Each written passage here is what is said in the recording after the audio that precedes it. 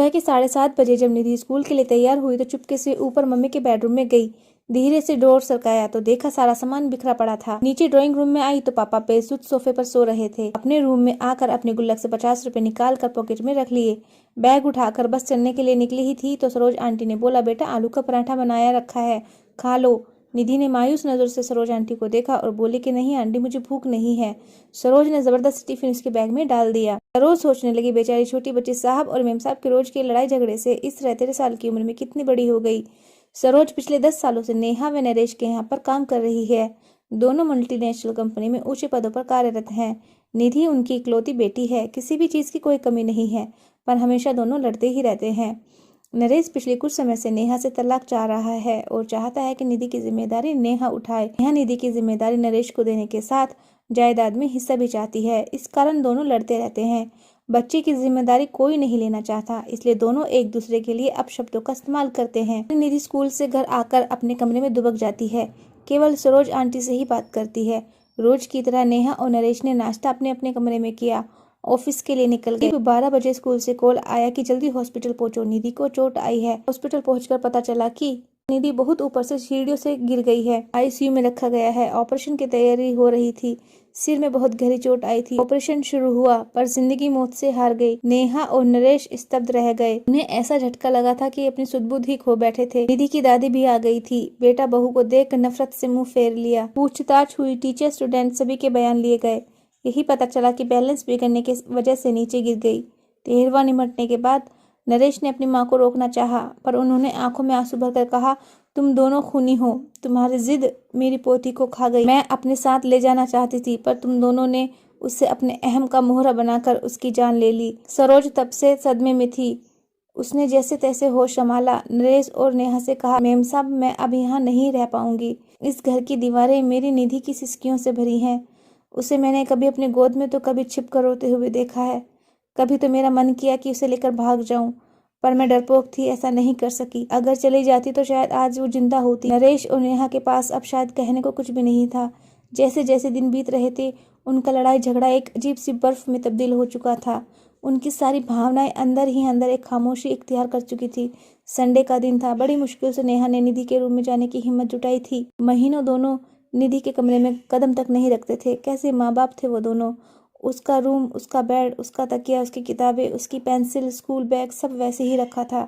अलमारी खोली तो उसके कपड़े नीचे गिरे। उसका हल्का ब्लू नाइट सूट जिसे वो अक्सर पहना करती थी। नेहा रोते हुए अलमारी से सामान निकालने लगी, तभी उसके हाथ में एक ब्लू कलर की डायरी लगी। उसने कांपते हाथों से उसे खोला। आगे कुछ पेज फटे हुए, पेज दर पेज टूटते हुए दिल की दास्तां छोटे छोटे टुकड़ों में दर्ज थी। मम्मी पापा, मैं आपको डियर नहीं लिखूंगी, क्योंकि डियर का मीनिंग प्यारा होता है।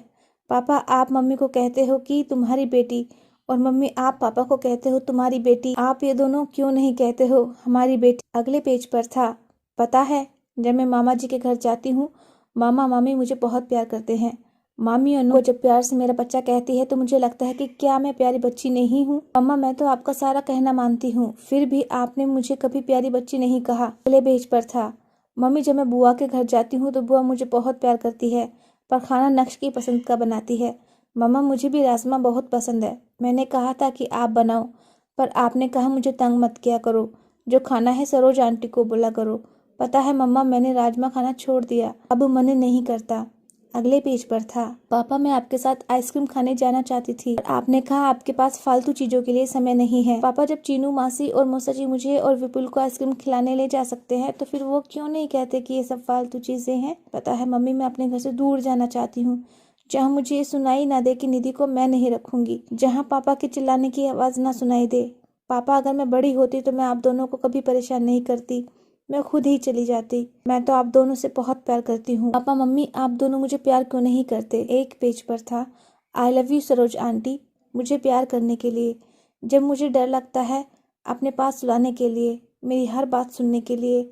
और अंतिम पेज पर था, दादी आई लव यू, आप मुझे यहाँ से ले जाओ, आई प्रॉमिस कभी मैं तंग नहीं करूँगी। नेहा डायरी को सीने से लगाकर जोर जोर से रो पड़ी।